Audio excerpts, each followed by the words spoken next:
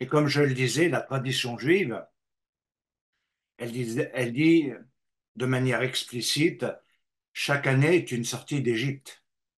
Car Nissan, c'est quand même la nouvelle année, c'est le mois de la Renaissance, hein, quand on prend les jeux de mots. Il veut dire également renaître. Donc, c'est quelque chose qui doit nous amener à réaliser, à comprendre que quelque chose doit mourir et rester dans le passé. En Égypte, la sortie d'Égypte, c'est renaître, donc c'est de devenir quelqu'un de neuf, de nouveau, et surtout dans le service que nous voulons offrir à Dieu et qui est le meilleur de nous-mêmes. Donc, l'avant-Égypte, c'est une captivité, l'après-Égypte, c'est une libération, mais c'est également ce qui va inaugurer le temps de l'Homère, qui va être quand même assez dense cette année pour pouvoir devenir un être neuf et vraiment, vraiment vivre cette liberté spirituelle. Et je crois que c'est quelque chose de très important dans les temps actuels, car on voit que tout bouge dans tous les sens et de tous les côtés, pas toujours dans le bon sens, malheureusement. Mais nous voyons que des choses changent et nous devons, nous aussi, changer, nous adapter pour apporter la lumière de notre Messie et également témoigner de ce que notre Messie fait dans nos vies et de nous amener davantage à vivre dans l'expérience plutôt que dans la connaissance. Alors, c'est pas toujours évident, je le conçois, mais il est fondamental quand même, bien aimé, de réaliser que nous devons être davantage dans l'expérience de Dieu, vivre davantage l'expérience avec Dieu, une proximité plus grande, quelque chose de plus réel, concret et vivant. La connaissance, elle va nous apporter beaucoup, bien sûr, bien entendu, mais elle ne va pas obligatoirement nous transformer. Et nous avons besoin de cette expérience de vie dans notre marche avec Dieu et de le voir agir, de le voir agir et de pouvoir dire il est vivant. Car c'est aussi l'un des points concrets de Pessah, c'est que notre Messie n'est pas mort, il est vivant et il est même ressuscité. Et donc il a tout vaincu. Et c'est ce que je vous invite le plus à faire, tout en étant conscient qu'il y a des écueils, des épreuves, des chemins difficiles, des moments qui peuvent être un peu des moments de lassitude, de découragement, mais ça fait partie de la formation pour que nous apprenions aussi à persévérer dans ces voies, à marcher de manière digne de notre Seigneur. Voilà, c'était quelques mots d'introduction. Je tiens tout d'abord à vous remercier aussi, chacun, pour ceux qui, à l'occasion, m'écrivent ou des emails ou des SMS ou par WhatsApp parfois, des mots, mais qui sont vraiment super concrets et encourageants. Et je dois avouer que ça fait plaisir. Ça fait plaisir. Donc, je tenais à vous remercier à ceux qui euh, le font et qui, voilà, témoignent de ce que Dieu fait aussi et de ce qu'ils vivent au travers, même si parfois c'est la technologie, mais de ce qu'ils vivent dans leur marche avec Dieu. Donc soyez bénis, soyez remerciés pour tous ces encouragements que je reçois de votre part. Alors, dans cette idée de préparer Pessah, il nous faut voir quelque chose de concret avant que le peuple ne puisse sortir d'Égypte. Il y a eu, comme vous le savez, cette confrontation qui a duré quand même assez longtemps, puisque cela va se voir au travers de 10 plaies qui vont frapper l'Égypte, et c'est seulement à la dernière plaie que le peuple pourra sortir libre. Et cet affrontement a lieu essentiellement dans le récit biblique entre Pharaon et Moshe. Et comme vous le savez, il n'y a pas eu d'altercation, il n'y a pas eu de coup porté, mais c'est la puissance de la parole. La parole qui vient de Dieu et la parole qui émane du propre fond de l'homme. Et nous voyons bien que ça a été une confrontation terrible, car l'un des principes qui a été établi, c'était laisse sortir mon peuple afin qu'il me serve. L'opposition, elle a été surtout celui d'empêcher le peuple de servir Dieu. Donc c'est ça aussi la captivité, être empêché de servir. Il peut y avoir tellement de choses, tellement de raisons, tellement de points qui pourraient être énumérés qu'on serait assez étonné. Puis en même temps, au travers de vous, peut-être que j'en découvrirai encore davantage. Et il nous faut dire qu'il est très important de comprendre qu'à un moment donné, la parole, elle a un rôle fondamental à jouer dans la bénédiction, dans la malédiction, dans beaucoup de domaines. Alors, je vais juste prendre à titre d'exemple quelque chose que je relève assez régulièrement, mais c'est bon de le répéter parce qu'on se rend compte que parfois, on a de l'amnésie, on a des trous de mémoire, on a des blancs, comme on dit, à certains moments précis. Et donc, il faut se remettre et garder en mémoire les choses. Alors, si par exemple vous dites à quelqu'un, peu importe, on pourrait faire même l'expérience en direct, vous dites à quelqu'un, tu es nul. Une fois, bon, il dit, il dira peut-être intérieurement, pourquoi il me dit ça? Il demandera peut-être des explications, ça s'arrêtera là. Mais quand c'est répétitif, quand la personne dit à plusieurs reprises, tu es nul, tu ne vaux rien, tu n'es pas capable, tu n'es pas fait pour ça, le Seigneur ne t'utilisera jamais, etc., des paroles comme ça négatives, euh, à un moment donné ou à un autre, elles s'implantent et malheureusement, elles font des dégâts. Si, au contraire, vous encouragez, si vous dites, même à quelqu'un qui n'a pas les capacités, qui réellement n'est pas en mesure de pouvoir répondre concrètement, mais que vous l'encouragez, il va développer quelque chose en lui, où il va quelque part même se surpasser, et la perte d'assurance qu'il avait va se transformer. Donc nous voyons que même dans un langage courant, concernant des choses courantes, nous percevons en tout cas avec certitude que ça a un effet positif ou négatif, de toute façon. Alors de la même manière que lorsque l'on parle de quelqu'un, parce qu'on peut parler à quelqu'un, mais on peut parler de quelqu'un, ça va aussi avoir son effet, positif ou négatif. Si vous parlez de quelqu'un négativement, la personne ne peut pas avoir une bonne image, même avoir une confiance, enfin beaucoup de choses que vous comprenez tout à fait dans le principe.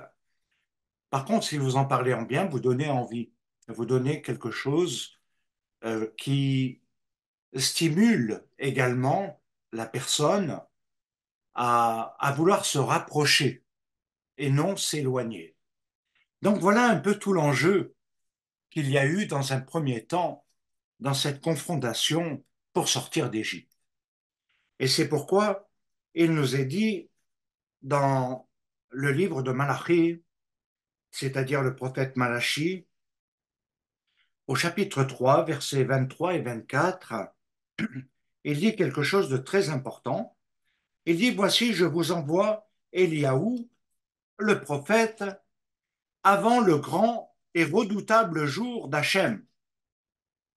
Il rendra le cœur des pères à leurs enfants et le cœur des enfants à leurs pères.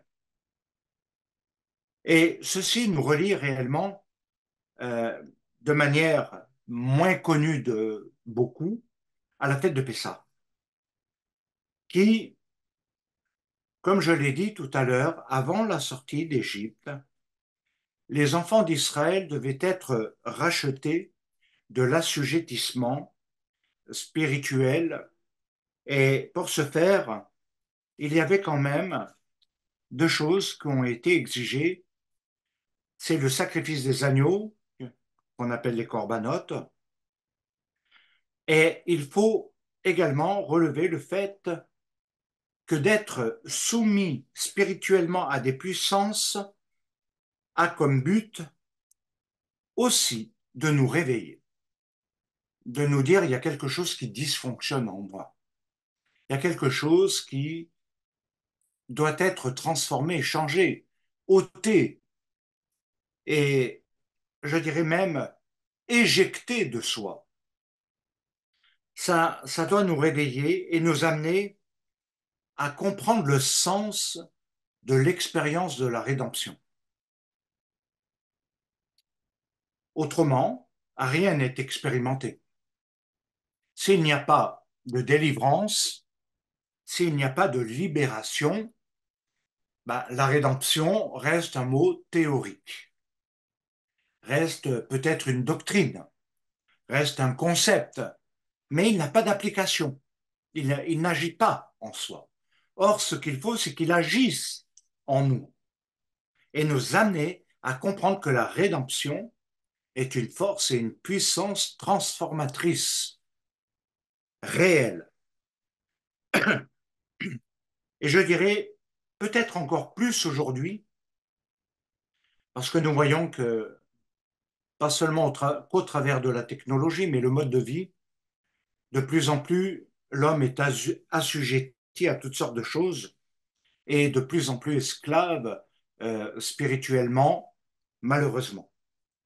Alors, le vrai sens de Pessah, il va se trouver ici. Et c'est pourquoi il y a eu toute une préparation avant de sortir d'Égypte. Ils ne sont pas seulement sortis d'Égypte comme ça, c'est vrai que l'Éternel aurait pu le faire en un jour, en quelques secondes. Il aurait pu terrasser Pharaon, il aurait pu faire plein de choses qui auraient amené les enfants d'Israël à sortir de l'Égypte immédiatement. Non, il y a eu cette préparation durant, en tout cas, minimum une année. Alors, en même temps, je dirais que ce que le prophète Malachi veut également nous transmettre, c'est que Eliaou Hanavi, c'est-à-dire Élie le prophète, viendra dans la vraie pensée d'Israël, hein, viendra réveiller nos cœurs pour accepter le mode de vie qu'Hachem établira. Et c'est ça la préparation de Pessah. C'est ça la vraie préparation. N'oubliez pas ce que je vous ai dit au tout début, que l'opposition était non pas les enfants d'Israël en eux-mêmes, mais le fait qu'il ait été dit afin qu'ils me servent, afin qu'ils servent Dieu. C'était là le vrai blocage. Alors, il nous faut comprendre que accepter ce mode de vie d'Hachem ne s'improvise pas non plus. Il faut être honnête et encore moins peut-être dans les temps actuels. On est tellement pris par tellement de choses, il y a tellement d'encombrements dans nos pensées, il y a tellement de conflits dans nos émotions que avant de trier tout cela, ça va être un petit peu difficile. Et pourtant, c'est quelque part le chemin de la prière, débroussailler, prendre du temps. Vous savez, il y a peut-être quelque chose que l'on n'a plus l'habitude de faire concrètement. c'est de s'arrêter, de méditer sans murmurer, sans se plaindre. Une préparation à l'écoute divine, c'est faire silence. Et en hébreu, nous disons, on a une expression, le silence a un son.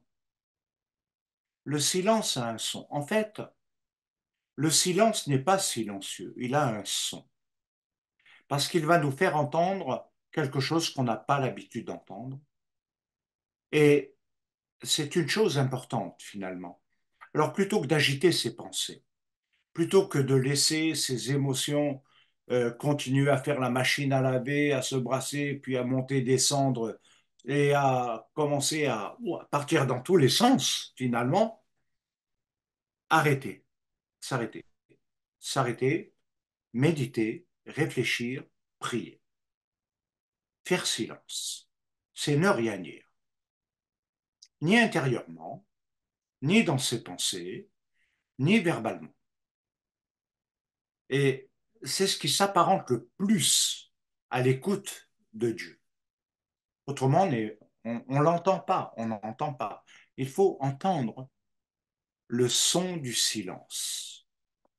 Alors, bien aimé, il est, il est dit qu'il ramènera, c'est-à-dire qu'il y a beaucoup de choses où il y a des éloignements.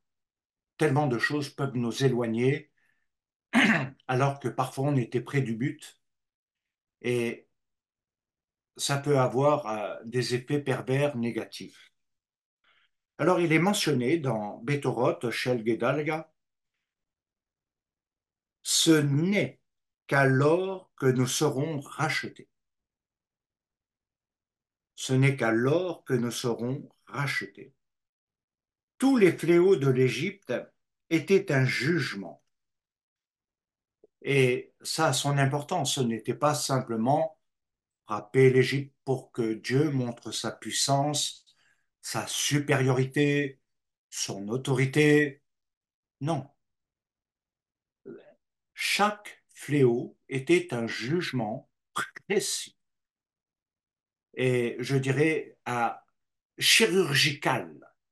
C'était net et clair.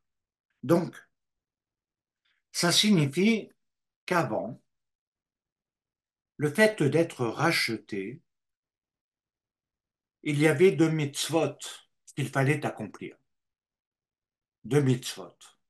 Vous me direz, c'est pas beaucoup de mitzvot. Et en même temps, je réponds avec l'expérience d'aujourd'hui que ne serait-ce accomplir qu'une mitzvot, les gens ont beaucoup de mal. Vous me direz, ça dépend de laquelle. Mais accomplir deux mitzvot était fondamental à ce moment-là. Il s'agissait de comprendre ce qui allait être le sens de l'alliance et le sens du Corban Pessah, le sens du sacrifice de Pessah. Alors, ceci, on le verra bien entendu lors de la fête de Pessah, pendant le Seder. Comprendre le sens de Pessah, de la libération, de la rédemption, c'est un programme et qui nous met directement en relation avec l'œuvre de notre Messie Yeshua. Et vous savez qu'il est appelé l'agneau de Dieu, qui ôte le péché du monde. Et je dirais que c'est vraiment très important de garder à l'esprit que Yeshua a accompli quelque chose qui allait au-delà du physique, que c'était la dimension intérieure, spirituelle, afin que nous puissions également retrouver le chemin du service divin. Et ceci est fondamental. Alors, maintenant, nous allons entrer dans quelque chose où nous allons partager des points importants afin de préparer Pessah. Moi, ce que je vous invite à faire, c'est de comprendre le sens du cheminement. C'est-à-dire que En hébreu, on dit une alia. Il faut monter, monter, monter. Et ne pas attendre en bas qu'on nous prenne et qu'on nous porte et qu'on fasse tout à notre place. La libération, la délivrance intérieure est toujours intime et personnelle. Personne ne peut être à notre place. Personne. Elle est totalement intime. Alors, ces points, c'est qu'il faut bien comprendre que Pessah, c'est pas simplement une fête, même si c'est une fête de réjouissance, de libération, même si c'est quelque chose de très important pour chacun de nous dans nos cheminements, mais ne pas le vivre uniquement comme étant un récit, mais quelque chose qui va beaucoup plus loin. Le vivre comme étant un événement spirituel et prophétique pour l'univers, pour le monde, et aussi pour chacun d'entre nous. Je dirais que quand j'ai pris l'exemple de la confrontation de Moshe et de Pharaon, c'est une guerre des mots, c'est un langage, un oui contre un non, un oui contre un non. Ce qui était exigé était légitime après toutes ces années d'esclavage, et pourtant, il y a une opposition redoutable de la part de Pharaon. Ce que nous voyons au travers de cela, ce que Israël enseigne profondément, la force, la force et la puissance du Lachon Hara, la médisance. Et je dirais qu'il n'y en a pas un qui échappe à cela. Il n'y en a pas un. Une langue pure, propre, sainte. Aujourd'hui, je dirais que peut-être il faut chercher vraiment les cas rares. Il y en a peut-être, mais on n'en trouve pas beaucoup. Et nous voyons que c'est un des fléaux. Il y a eu les fléaux qui ont frappé l'Égypte et les fléaux qui frappent aujourd'hui le monde, les assemblées, les communautés, les relations, c'est le Lachonara. Alors, Pessah va nous révéler également la force et la puissance de la parole et nous dire que chaque mot a un poids. Un mot a un poids. Ce n'est pas simplement de l'air, ce que je veux dire. Ce n'est pas simplement quelque chose qui s'évapore et qui n'a pas d'impact. Chaque mot dans une conversation a un impact.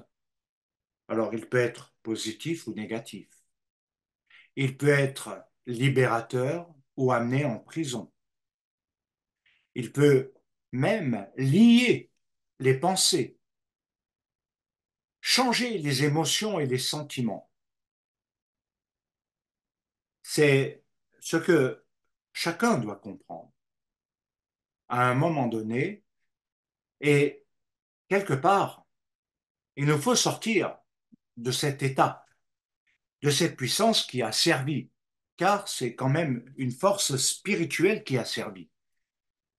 Et c'est une habitude peut-être, pas toujours présente dans le conscient, mais elle est là. Elle est là.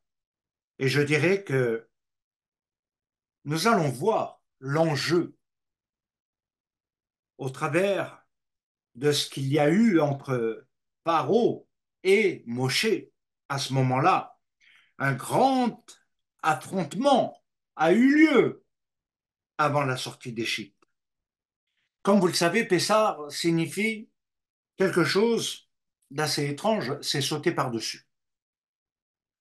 Et si nous voulons vraiment aller étudier plus en profondeur, Pessar, c'est un mot, mais qui peut être divisible en P et Sar, divisible en deux mots.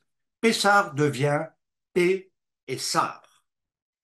Et ceci va le mettre au niveau de la parole et de son rôle qu'il va jouer profondément.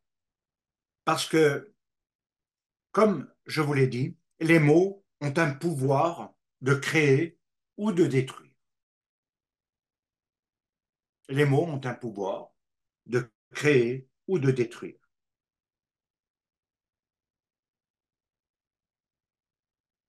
P de Pessard, c'est la bouche qui parle, qui raconte. Et c'est très important de savoir que ça peut s'associer à la manière dont on témoigne de ce que Dieu fait dans nos vies. Mais ça témoigne également de la manière dont Dieu vit en nous, au travers de Yeshua Mashiach. Et que, quelque part, on devrait réaliser que s'il est en nous, notre langage ne doit pas être le même que celui que tout le monde utilise couramment, ou pour blesser, ou pour faire du mal, ou pour détruire quelqu'un, détruire même sa réputation parfois. Vous savez, les réseaux sociaux aujourd'hui sont très forts dans ce domaine, ou les médias. Donc il nous faut savoir qu'il y a plusieurs manières de voir la chose. On peut parler face à face, cœur à cœur, sans voile, parler avec vérité. Ne veut pas dire blesser. Parler avec vérité ne veut pas dire reprocher obligatoirement ou accuser. Ce n'est pas le sens profond que Dieu veut donner à la parole quand on parle face à face, mais plutôt de construire un futur ensemble. C'est pourquoi la manière de se parler, que ce soit dans un couple, que ce soit avec les enfants, que ce soit avec son environnement, amis, ou même dans le cadre professionnel, ça aura un impact. Ça aura un impact. Et il faut bien prendre soin que parler face à face, parler avec vérité, c'est révéler peut-être un niveau d'amour plus élevé que sa propre blessure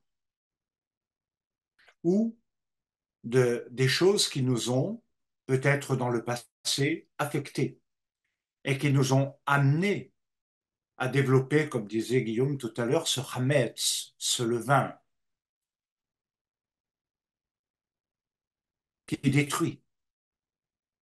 En même temps, parler face à face, c'est aussi se dire les choses telles qu'elles sont, sans l'intention de faire mal. C'est là que réside la force du poids des mots, l'intention dans la parole. Quand je dis quelque chose, dans quelle intention je le dis. Et vous savez que chacun de nous l'a expérimenté. Je ne peux pas dire que j'y ai échappé. Parfois, les gens parlent avec l'intention profonde de vous faire du mal, de vous blesser, de vous atteindre. Et à d'autres moments, il y a des gens qui vous parlent face à face avec vérité, dans l'encouragement, dans quelque chose qui fortifie, qui édifie l'âme et le cœur et qui amène beaucoup plus loin la personne. Et elle se rétablit.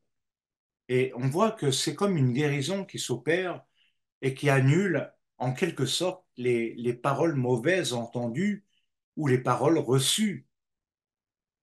Et je crois que c'est très important parce que on, on peut ne pas être totalement conscient de la force et de la puissance des paroles et des mots que nous prononçons. Alors, il y a aussi cette deuxième partie qui touche inévitablement se parler face à face, qui va devenir le lien de la prière. On ne parle pas à Dieu en tournant le dos, en étant de côté, on lui parle face à face. On est dans le même regard. Et c'est le vrai sens de la tfila, c'est d'être en face. Quand nous parlons comme cela, nous parlons avec le cœur. Parler avec le cœur, c'est pas parler avec l'émotion. Ce n'est pas parler par les sentiments. Vous savez, il y a une grande confusion là-dessus aujourd'hui. Parler avec le cœur, c'est parler avec la vérité du cœur, la vérité de ce qui est dedans, de ce qu'il contient. Alors, le deuxième point, c'est également, si on ne parle pas face à face, c'est qu'on parle avec dissimulation. On essaye de faire comprendre quelque chose avec une mauvaise intention. C'est un langage codé, caché, que l'âme décodera, elle sentira quelque chose. La personne qui sera en face percevra le mal. Elle sentira qu'il y a quelque chose qui est louche, qui n'est pas vrai, qui n'est pas concret. Alors, une personne en parlant peut cacher ses intentions, en essayant de masquer, en, en disant peut-être vous êtes quelqu'un de bien, vous êtes quelqu'un de sympa, vous êtes quelqu'un que j'aimerais connaître mieux, etc. Mais tout au fond, derrière, le vrai langage dit vous m'énervez, je ne vous aime pas, vous m'agacez, je n'ai qu'une envie, c'est de vous quitter là, sur le champ, à l'instant. Et c'est là qu'il faut se dire qui dit vrai, qui parle vraiment.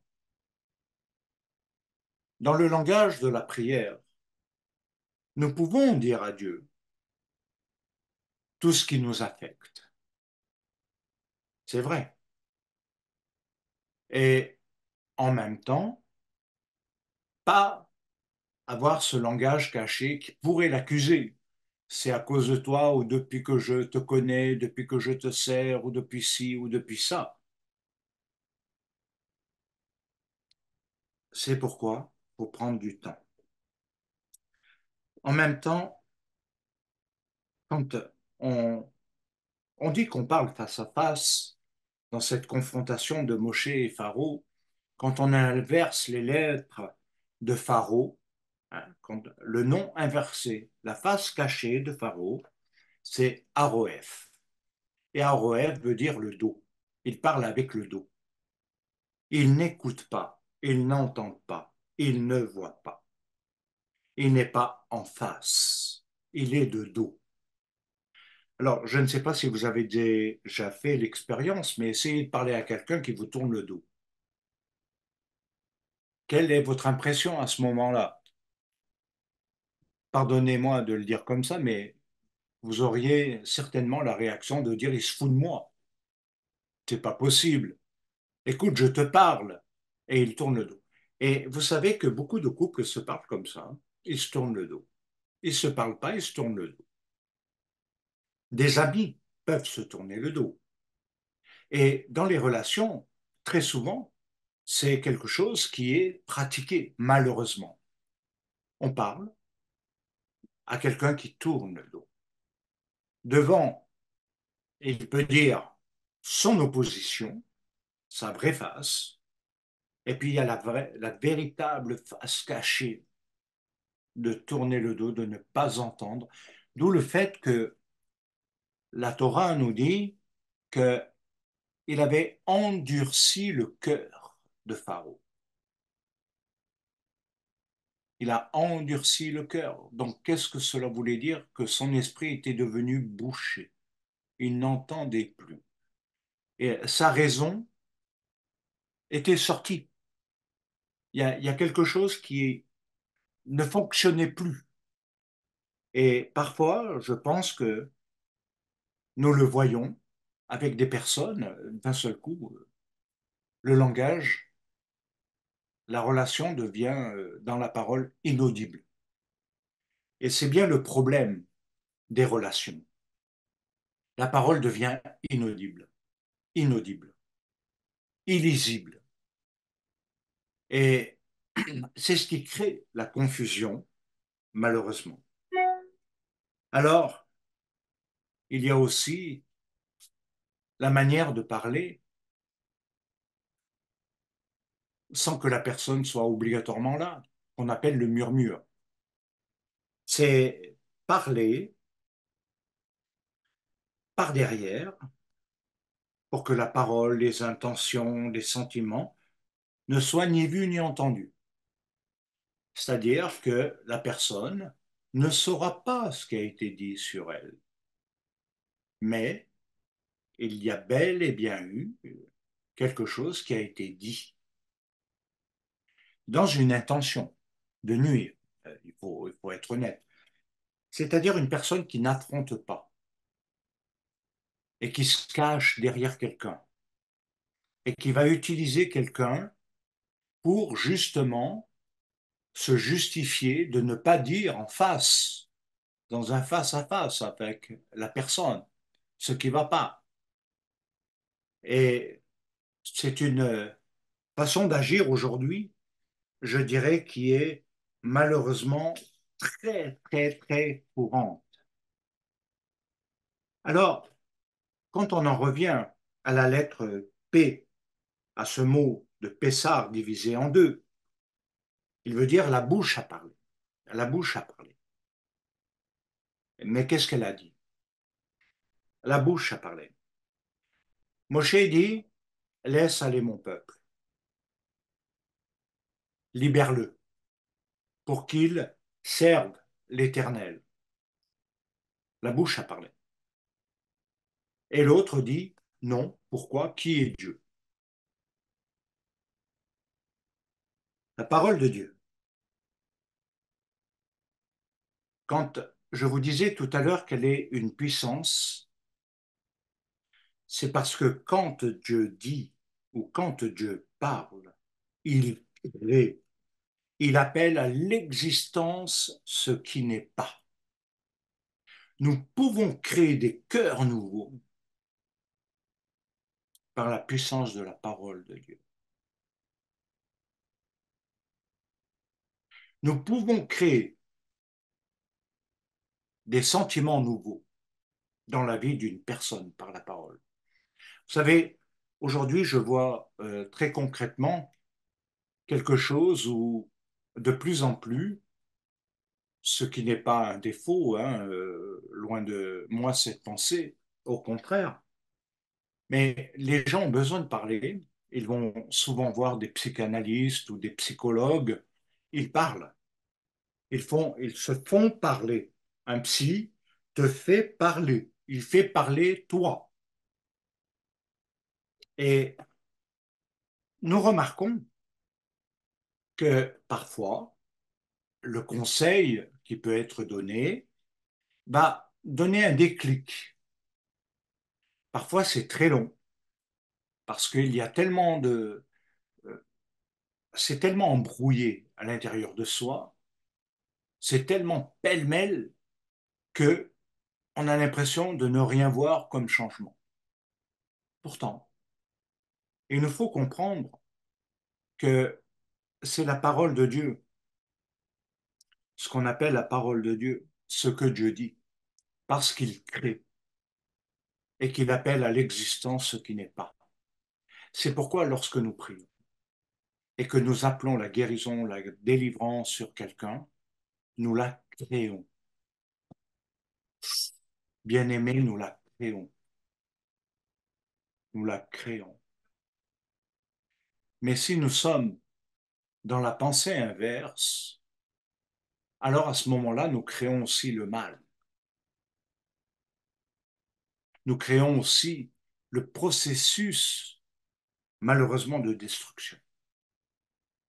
Alors, bien-aimés, et, et quelque chose au travers de cette parole divine, parce qu'il envoie, comme il nous est dit dans les Télim, il envoya sa parole. Il dit, littéralement, il envoya Davar, il envoya le parler, la parole, il envoya sa parole et il guérit. Il guérit. Sa parole guérit. Et je crois que c'est une expérience à vivre et à faire. Plutôt que de dire sous forme de reproche à quelqu'un, forme d'accusation, directe ou indirecte, et des sous-entendus. Vous savez, tous ces langages très présents en soi, d'envoyer sa parole, d'être nourri, puis d'envoyer sa parole. C'est guérir. C'est guérir. Alors, en même temps,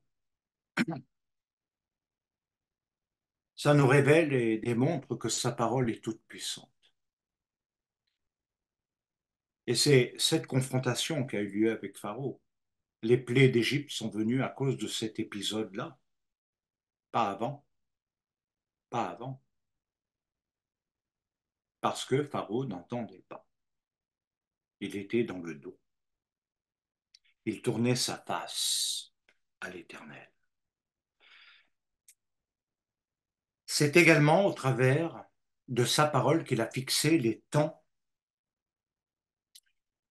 et que toutes ses promesses s'accomplissent dans les temps. Et que parfois, il y a dans nos vies aussi des temps. Et il nous faut comprendre les temps de Dieu dans nos vies. Les temps de Dieu sont, à certains moments, difficiles parce qu'ils nous mettent dans l'épreuve, afin de nous épurer, pas pour nous faire du mal, mais dans l'épreuve pour qu'on sorte triomphant, vainqueur. Il nous met dans le creuset pour nous façonner une âme nouvelle.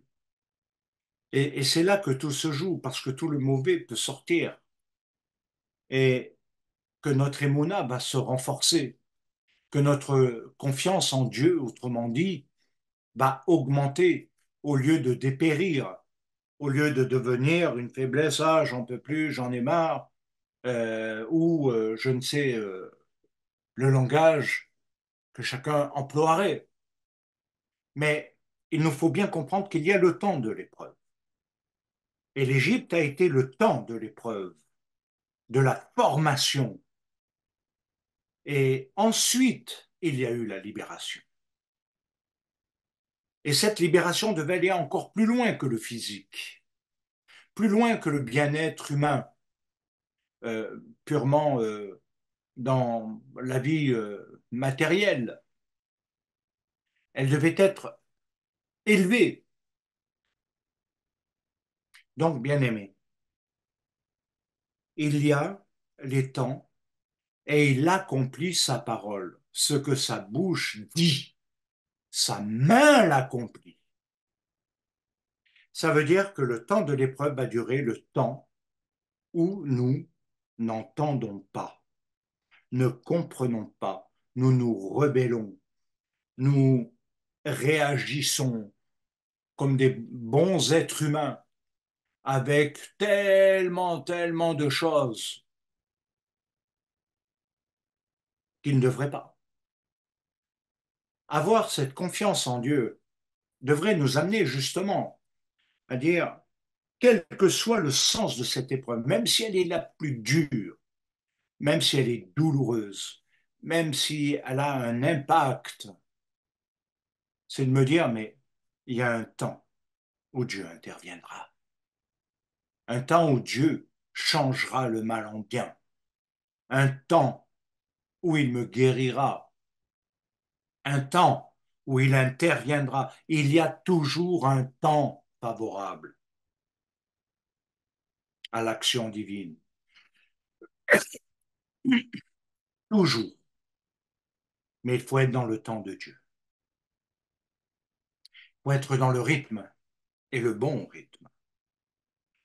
En même temps, nous pouvons dire que sa parole devient accomplissement. En même, en même, en même temps, nous pouvons analyser les termes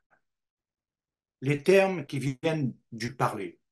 Il y a un terme qui est couramment utilisé dans la Torah et dans toute la Bible, et même par Yeshua Mashiach, c'est le terme dibour. C'est parole. Dibour, c'est parole. Mais quand on le prend avec sa racine, c'est dabar. Et dabar a un autre sens plus profond. C'est pas seulement une parole, c'est parler avec autorité. Et il faut savoir que même en psychologie, on le dit, il y a des figures d'autorité et des paroles d'autorité. Autorité sur une personne, où elle peut être conditionnée par les paroles, la manière dont elle parle, notamment. D'abord, c'est parler avec autorité. Yeshua parlait, enseignait, non comme dans le langage des hommes, mais avec autorité. Et quelle était la réaction? Mais qui est-il pour parler avec autorité ou enseigner? Il y a quelque chose qui fait autorité. Et c'est une autorité que nous devons comprendre dans la réaction que chacun peut avoir. La parole de Dieu peut avoir autorité ou pas. Soit elle a autorité, soit elle n'a pas autorité. Et je crois que c'est très important de comprendre que parler avec autorité, c'est pas crier, c'est pas hurler, c'est pas menacer, ce n'est pas euh, conditionner une personne dans le sens psychologique. Parler avec autorité, c'est une parole qui a un poids, qui s'établit totalement. Yeshua, même à tous les esprits mauvais, parlait avec autorité. Il n'était pas en train de leur demander, il n'était pas en train de leur dire, laissez cette personne tranquille parce que depuis des années, vous l'embêtez ou veuillez partir. Il ne parlait pas comme ça, il parlait avec autorité. Et parce qu'il parlait avec autorité. Alors à ce moment-là, la chose se faisait. Ceci se voit également dans la prière d'autorité. Prier avec autorité. Ce n'est pas comme tout le monde fait là depuis quelque temps là. Mais prier avec autorité, c'est de savoir que ce n'est pas notre autorité, c'est son autorité en nous. Quand sa parole est en nous et que nous prions avec autorité, elle fait autorité pour arrêter le mal, pour arrêter les plaies, pour amener la guérison, les transformations. Prier avec autorité, c'est quelque chose où nous devons faire ressortir clairement que c'est sa parole, que c'est Dieu qui agit, et pas nous. En prenant autorité, il nous est dit, Enchem Racher, que toutes les puissances, toutes les dominations, tant en haut, en bas et encore plus bas, sont soumises au nom de Yeshua, qui a toute autorité, dans toutes les sphères, dans toutes les dimensions, dans tous les temps. prier avec autorité. C'est pas demander à Dieu de faire, c'est de dire au mal, c'est de parler au mal, d'arrêter, d'agir. C'est de dire je refuse, nous n'acceptons plus, nous ne voulons plus. Derrière, quand on prend d'avare, ça vient bien sûr, comme je vous l'ai dit, de Dibourg, d'avare, et ça donne d'Ibère. Et d'Ibère, alors là, c'est le discoureur, la parole du discours. Vous savez, vous avez des gens, ils parlent, ils parlent, ils parlent, ils parlent, ils parlent, ils parlent, ils parlent, ils parlent, pour ne rien dire. Mais il faut, ils parlent, ils parlent, ils parlent, ils parlent, ils ont besoin de parler. Et de parler de quoi? De eux-mêmes. Eux-mêmes. Vous pouvez parler de plein de choses qui se passent, on va y rester 3 minutes, mais on va passer 1 heure à parler de soi. La parole discoureur. Et cette parole, en hébreu, elle a ce fond qui veut dire ce qui extermine. On s'extermine au travers du discours, parce que c'est du vent. Le discoureur, la parole discours, c'est du vent. C'est quelque chose qui ne reste pas, qui s'envole, qui n'a aucun impact, aucun effet. Et il amène à, à cette expression anéantir. Parce que la personne sera encore plus prisonnière de son jeu, de son moi, qu'elle ne l'imagine. Et qu'elle s'enferme dans son discours. Et que finalement, il n'y a que ce qu'elle dit qui est important. Maintenant, les dérivés de Dibourg, d'Avar, d'Ibère vont donner Dover. Dover va vouloir dire porte-parole. Vous savez, quand quelqu'un ne veut pas dire quelque chose à quelqu'un, il envoie quelqu'un. Et on appelle ça un porte-parole. Alors la personne vient vous voir et elle vous dit, on m'a dit ou quelqu'un m'a dit, parce qu'il ne faut surtout pas révéler l'identité de la personne, que ça... Et puis c'est un flot de paroles mauvaises. Alors Dover veut dire porte-parole. Moi, je vous invite, bien aimé, dans ce temps de réflexion, de cheminement de Pessah, à ne pas être un porte-parole, mais un porteur de sa parole. Ne soyez pas un colporteur du mal. Alors, vous savez, en hébreu rabbinique, et dans ma formation, et il nous est dit, et mon rave était très clair là-dessus, celui qui est un porte-parole devient le complice du mal. Tu deviens un complice. Tu n'es pas un innocent du mal. Et vous voyez à quel point ça, ça s'élève. Alors, le dérivé que ça donne, quand on est dans cette orientation, ça donne des vers. Et des vers, c'est un des termes qui est utilisé dans les fléaux de Pessa parce qu'il parle de la peste et de ses ravages. La peste et ses ravages. Et vous savez très bien ce qu'est la peste. Je n'ai pas besoin de vous donner les définitions. Aujourd'hui, c'est très connu.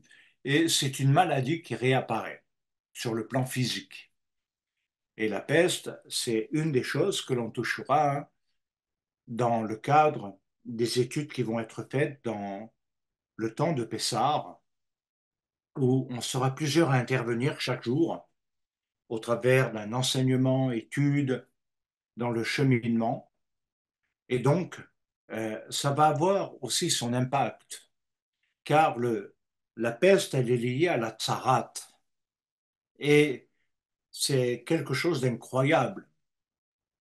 Et je dirais que ça touche ensuite ce que l'on appelle aussi la lèpre. Alors, au travers de tout cela, déjà, nous devons bien comprendre et bien appliquer surtout le sens de Davar, le sens du Davar. Ce qui est à l'origine de tout, c'est donc la base. Le terme langue, langage, c'est lachon. Et lachon, ça a une valeur numérique de 380 qui renvoie à Teva, à l'arche de Noir, qui se trouve dans Bereshit 6.4, où il est dit, fais-toi une Teva, fais-toi une Teva. Mais dans la réalité, quand on prend le vrai sens, c'est, il a construit, c'est vrai, mais ce qu'il voulait dire, c'est fais-toi un nouveau langage. Fais-toi une Teva, c'est fais-toi un nouveau langage. Pas le langage de Babel qui interviendra après. Fais-toi un nouveau langage.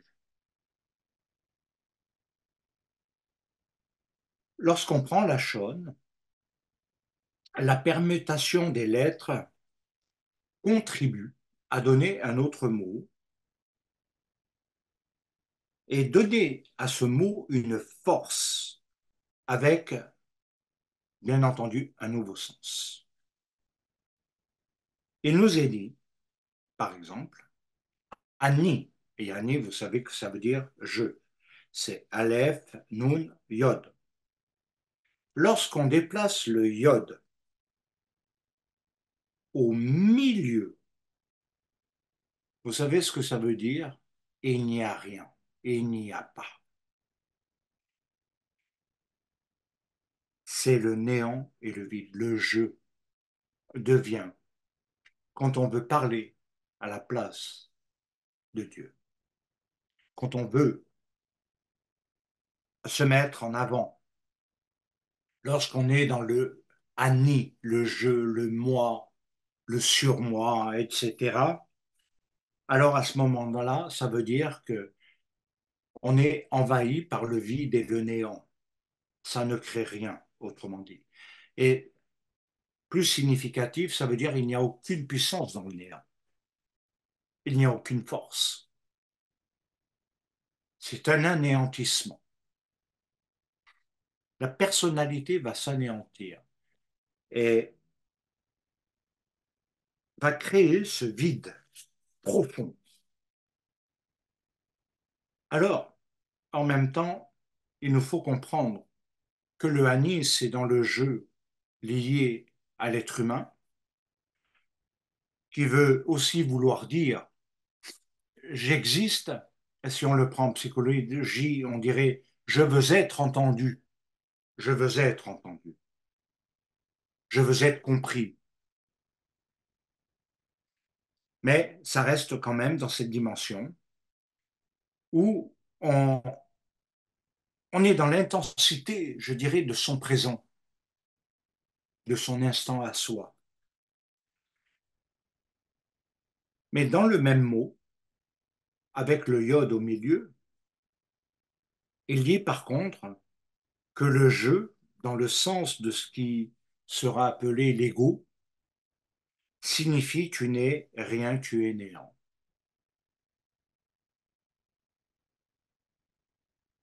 Tout existe par sa parole.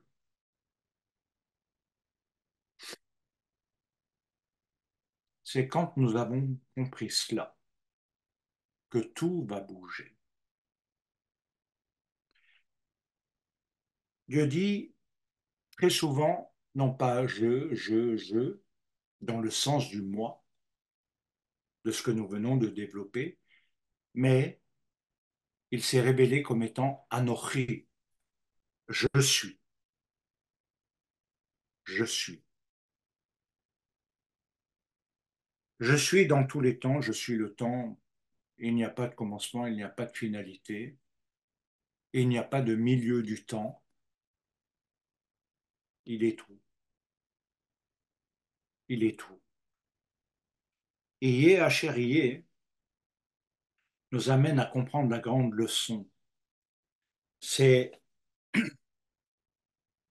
de rentrer en lui, et c'est pourquoi il dit de venir à lui, de tout lui donner, de tout sacrifier, pour qu'on soit dans l'anochi, parce que c'est l'anochi qui va nous libérer du jeu. Et si vous regardez la confrontation de Pharaon avec Moshe, c'est le jeu contre l'anochi.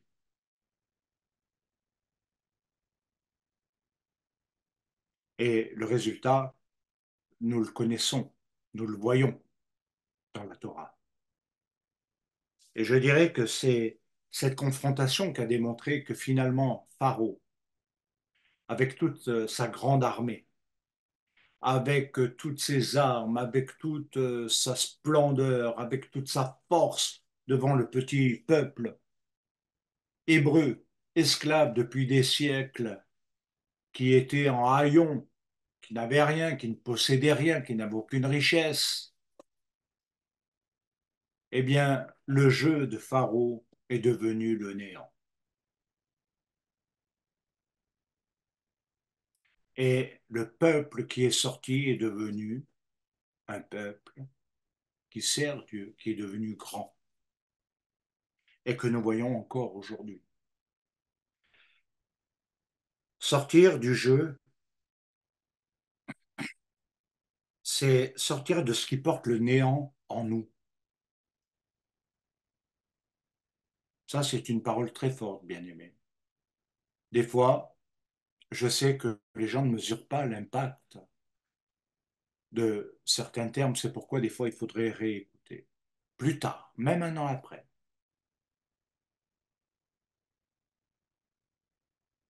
Parce que Dieu parle dans tous les temps. Il y a des temps, aujourd'hui, nous allons entendre d'une façon, et dans 2 ans, d'une autre façon. Je peux vous le dire par expérience. Ce qui m'a beaucoup apporté, c'est cela. Dieu m'a parlé, parfois, 3 ans plus tard, après avoir entendu quelque chose, en réécoutant simplement un enseignement de mon rave ou quelque chose. Et j'avais tout. Et je disais, mais comment j'ai passé à côté? Comment j'ai pas entendu? Pourquoi je n'ai pas compris à ce moment-là?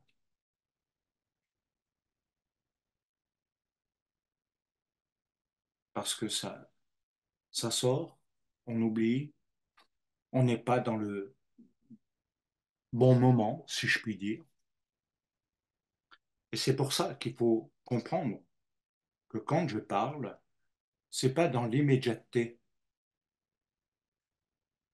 Les gens veulent tout de suite, tout de suite. Réponds-moi, dis-moi, qu'est-ce qui se passe? Ils ne comprennent pas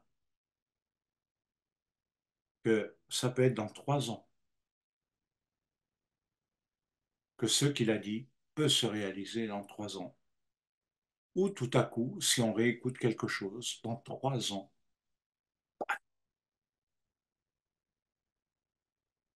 J'ai même écouté un, un enseignement de mon rab 10 ans plus tard. C'est quand même un sacré bout de temps. Et à ce moment-là, je, je passais par quelque chose d'incompréhensible. Et je me disais, mais là, je n'ai plus aucune solution, je ne sais pas ce qu'il faut faire, j'ai rien, Dieu ne me répond pas, il n'y a rien. Et je me suis mis à écouter un de ses enseignements d'il y avait 10 ans. J'avais tout. À la fin, j'ai dit merci Seigneur, j'ai tout.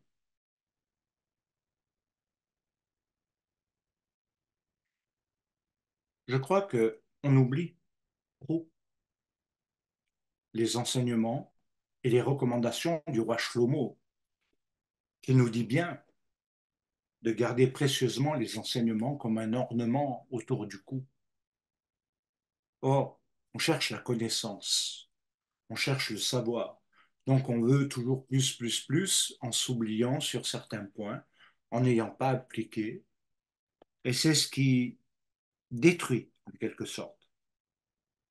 Alors, face à Dieu, qui est Anochi, le je suis, c'est de savoir que le je qui porte ce néant en soi crée la crise identitaire, est une base de crise identitaire, parce qu'il détruit l'identité, parce qu'il n'y a pas d'identité. Elle se crée dans le je pour que j'existe. D'où l'importance dans ce temps de construire l'identité de la rédemption, celle qui va se construire dans le temps de l'Homère, dans l'après. Pessar, c'est vrai, va devenir cet affrontement de son jeu face à la Nochi. Et Paro va nous démontrer que par son jeu, par son ego, comme chaque être humain par son ego, va démontrer la force qui a servi l'homme dans ses pensées et son âme. Tu deviens ce que tu penses. Côtoie quelqu'un et tu deviens ce qu'il pense.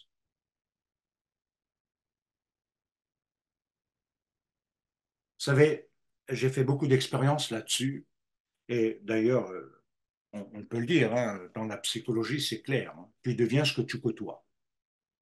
Donc si tu côtoies le mal, quelqu'un qui parle toujours mal, tu vas devenir pareil. Tu vas devenir sa copie, sa reproduction, de manière différente, bien entendu, parce que tu n'es pas la même personne, ta personnalité est différente, mais tu deviendras la photocopie, de même que Shaoul de Tarse disait, comme Yeshua du reste, disait quelque chose qui était très intéressant, hein, quand il disait devenez mes imitateurs, comme moi-même je le suis de Mashiach. Devenez mes imitateurs, comme moi-même je le suis de Mashiach. Côtoyez des gens qui vous donnent la bonne photocopie, la bonne identité. Vous savez, d'écouter toujours, hein, moi je le dis avec clarté, d'écouter toujours les doléances, les plaintes des gens pour ci, pour ça, et pour un oui, et pour un non, et pour écouter les mecs. On n'a pas besoin de ça, non? Vous avez besoin de ça dans votre vie? Vous avez besoin d'enregistrer ce genre de discours? Ou est-ce que vous avez besoin d'enregistrer ce qui va donner de la plénitude à la vie? De quoi vous avez besoin? Moi, je trouve que les gens se rangent très vite, très facilement du côté des gens négatifs et ayant des doléances, et l'autre, il est plus entendu. Ça rejoint tout ce que j'ai dit depuis le début. Et c'est ce qu'il faut arrêter.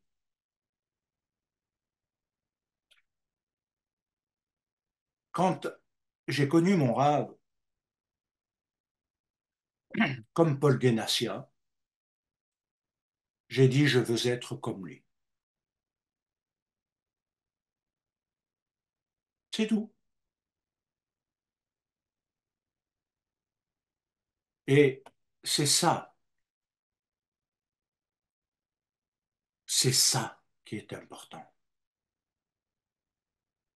Autrement, vous allez créer votre jeu par votre propre pensée, votre identité, mais qui révélera le néant dans tout ce que vous ferez plus tard. Ça ne tiendra pas. Pas de pérennité, pas de continuité, pas de solide fondement. Voilà ce que cela créera.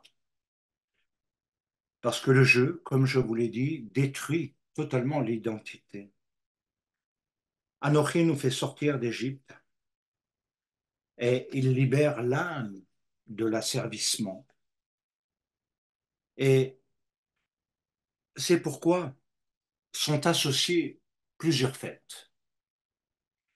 Il y a effectivement Pessah, mais il y a immédiatement Chag Hamatzot, la fête des pains sans levain, et ensuite la fête des gerbes, des prémices. Ensuite, il y a le temps de l'Omer, un temps de l'Omer, et ensuite il y a la fête de Shavuot.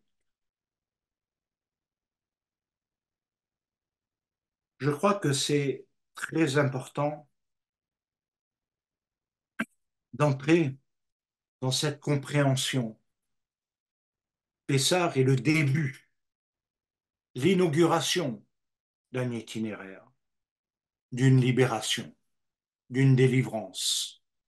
Il n'est pas la finalité, loin de là. Il n'en est que le début. Certes, très important, fondamental, mais ce n'est que le début. Et qu'il faut arriver, et bien aimé, je l'espère de tout mon cœur, que le temps de l'Homère sera vécu. Vécu. J'ai quelques idées, je demande à Dieu et à Yeshua en Mashiach de me donner plus d'éclairage, mais je voudrais qu'on ait des temps pratiques, même par Zoom, parce qu'il y a des points cruciaux. Vous savez, après toutes ces années, je remarque quand même que l'âme a beaucoup de nœuds et que dénouer, c'est long, c'est très long. Il y a tellement d'histoires derrière l'histoire. Il y a tellement de choses. Il y a tellement, tellement de vécu. Il y a tellement, tellement de choses même douloureuses. Tellement de trahison, tellement d'abandon, tellement, tellement, tellement. Vous savez, là-dessus, je pourrais écrire un livre. Il y a tellement. Et pourtant, Dieu peut nous délivrer. Alors c'est pourquoi ça nous donne non seulement cette identité, mais en même temps, il nous crée un nouveau cœur, une nouvelle âme, qu'on peut qualifier de régénération, quelque chose qui repart, qui était mort, mais qui revient à la vie, qui va renaître.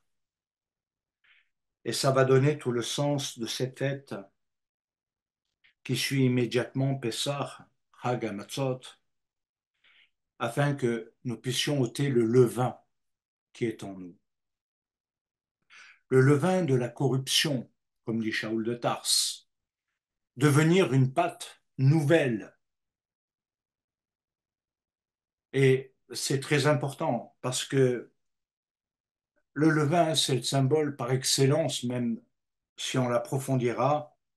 Et comme l'a dit également Guillaume tout à l'heure, il y a quelque chose d'important, c'est que c'est formé par le Hametz, et le Hametz, c'est le principe de l'orgueil, ce qui fait gonfler artificiellement et qui nourrit naturellement le jeu. Hein, c'est voilà, c'est les deux copains, c'est le couple idéal, le jeu et l'orgueil et le Hametz. Quand il nous est dit à Pessah, avant Pessah, de nettoyer les maisons, d'enlever tout le vin, même la petite miette, alors il y en a qui disent ils exagèrent, les juifs, ils vont avec la lampe de poche pour voir s'il n'y en a pas une sous le tapis ou quelque part sur le coin là-bas. Mais ça veut dire que rien, rien, rien de ce qui est Hametz ne doit exister dans le temps de Pessah. Et c'est le vrai sens de ôter le Hametz, ôter le levain de la corruption, de la mort. Car, comme vous le savez, lorsque vous mettez du levain dans du pain, hein, vous le savez, hein, vous achetez tous du pain, je suppose, le pain va durer un temps, puis il moisit. Hein? Bien ça. Vous achetez les matzot, un an après, elles sont encore intactes. Vous vous saisissez? Et les matzot se conservent une année, pas 2 ans, une année. Et on voit que dedans, parce qu'il n'y a pas de levain, elles vont se conserver. Tout ce qui a du levain, pardonnez-moi l'expression, mais va pourrir. Et ça va pourrir en nous. Le levain pourrit. Alors, ôter le chametz, c'est également, au travers du jeu de mots que Guillaume a utilisé tout à l'heure, il faut enlever l'acidité de la vie. La vie n'est pas douce. Elle ne nous fait pas de cadeaux. La vie n'est pas douce, bien aimé. Elle est plutôt acide, difficile, ardue.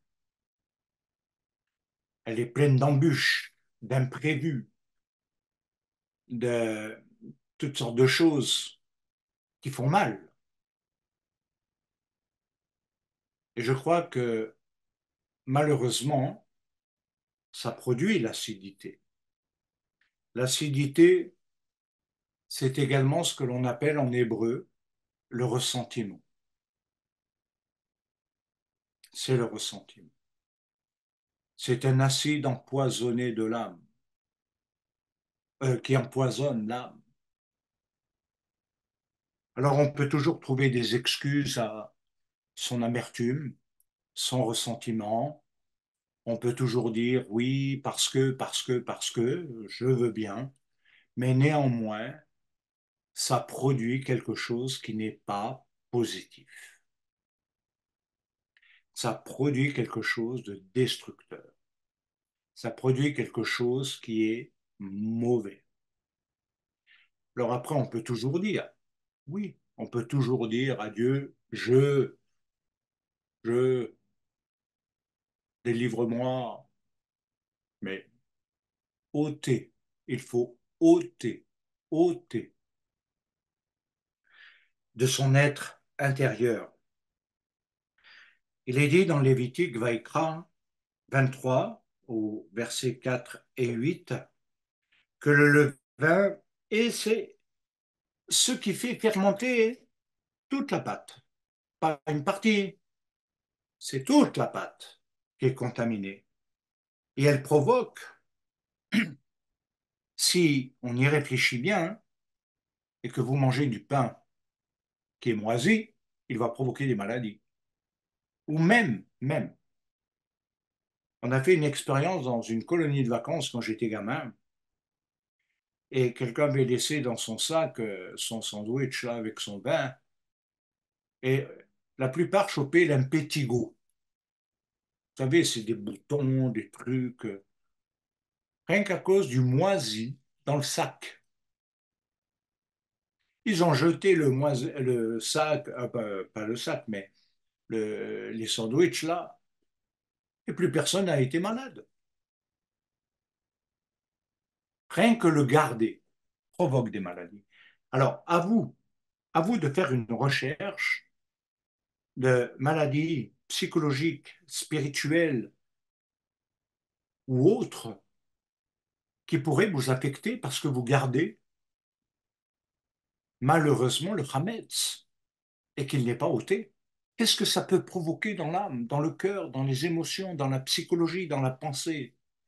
Cherchez, cherchez pas la connaissance maintenant, appliquez, cherchez, mettez des mots, donnez des noms au mal, à la maladie, sans lui trouver des excuses extérieures.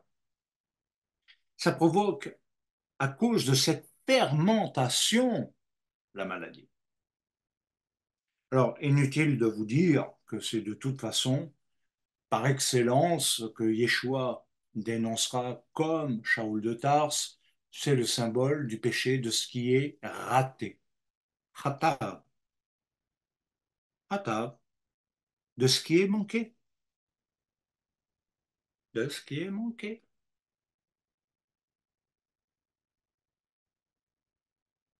En même temps, Yeshua disait, gardez-vous de l'hypocrisie des pharisiens. Ceux qui paraissent, vous savez, dans votre entourage aussi, vous en avez certainement, qui paraissent très religieux, très spirituels, et ils ne le sont pas. Et ils ont, eux, ce levain de la corruption, qui est l'hypocrisie, et qu'il faut aussi dénoncer, ôter. En même temps, l'hypocrisie et le levain peuvent toucher les faux enseignements qui font fermenter. Vous savez, aujourd'hui, il n'est pas rare d'entendre des messages de droite et de gauche euh, assez vides, mais qui vont flatter l'ego, l'orgueil de l'homme, qui vont lui dire tu es tout puissant, tu as toute autorité, tu vas écraser les serpents, les scorpions, et ceci et cela, et puis tu es là, tu es là, tu es. Ça, c'est. Allez, c'est un faux enseignant. Alors, il le dit peut-être dans une bonne intention, gentil, pour encourager les personnes affaiblies dans des difficultés, mais il y a aussi des parts de fermentation dans l'enseignement. Et vous pouvez le trouver dans beaucoup d'endroits. Revenir à une doctrine saine, un enseignement simple et sain de Yeshua. C'est pourquoi il nous faut un pain sans levain, qui va démontrer une pureté de cœur, de nature. Et c'est ce qui va être nécessaire à une croissance spirituelle, ôter la corruption de son cœur et de son âme, c'est ôter la mort de soi, c'est la refuser, ce qui donne la mort. C'est comme ça qu'on doit prier avec autorité, c'est refuser que la mort nous prenne, qui peut se manifester après par la mélancolie, la déprime, la dépression, qui de toute façon sont toujours associées au négativisme. De toute façon, rien n'est vu positivement. C'est absolument clair. C'est pourquoi Yeshua disait, je suis le pain de vie. Dans 1 Corinthiens 5,8,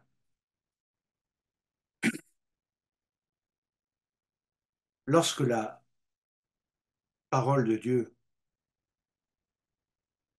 fait son effet, agit dans tous les domaines que je viens de développer, nous arrivons à la conclusion,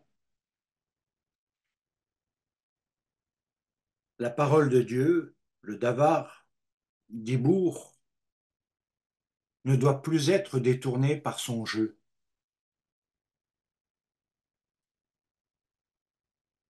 Et ne pas entrer dans le diber, ce qui voudrait dire ce qui sème la dévastation. Je crois que vous avez tous entendu des personnes parler négativement ou ceci ou cela en, en insistant ou pas, mais elles sèment la dévastation de la mort dans vos cœurs. En quoi ça construit? En quoi c'est utile? Ça nourrit quoi? C'est la question qu'il faut se poser, parce que c'est ce qui va donner des vers à la peste, cette maladie terrible. Et comme vous le savez, la peste, c'est quelque chose de tout à fait insignifiant au départ, de tout à fait, c'est un tout petit truc. un tout petit peu. Et tout à coup, ça se propage. Et ça va partout, à l'intérieur, à l'extérieur, partout. Et la finalité, c'est que ça conduit ni plus ni moins qu'à la mort. Et c'est pourquoi hein, Yeshua est aussi appelé celui qui a pris nos infirmités, nos péchés, nos maladies, etc., et qui les a portés, et qu'il est devenu Metzora. Il est devenu le lépreux. Mais c'est le lépreux qui guérit. Waouh! Et c'est quelque chose de très fort et de très profond dans lequel nous pouvons entrer avec ce domaine. Donc, bien aimé, je conclus tout simplement en vous disant, entrez dans l'expérience de vie. Vraiment, entrez. Chez vous, c'est bien avec toute la connaissance, vous en avez besoin. Nous, jamais je ne rejetterai cela. Mais ce n'est pas la seule chose qui doit compter. C'est votre intimité avec Dieu, votre expérience de vie avec Dieu. Quelque chose qui doit être dans l'application et qui suit. Et la connaissance peut vous élever pour aller plus loin dans d'autres domaines, mais appliquez. Et vous verrez des transformations et des guérisons même sans, sans l'avoir demandé. J'en ai vécu beaucoup comme ça. Et je peux vous dire que c'est les rayons de lumière qui guérissent. Ce qui rend malade, c'est les ténèbres. L'ombre, malheureusement, la nuit. Donc, bien aimé, je vous invite vraiment à préparer vos cœurs à entrer dans cette sortie d'Égypte. Voilà, je vais conclure. Que Dieu vous bénisse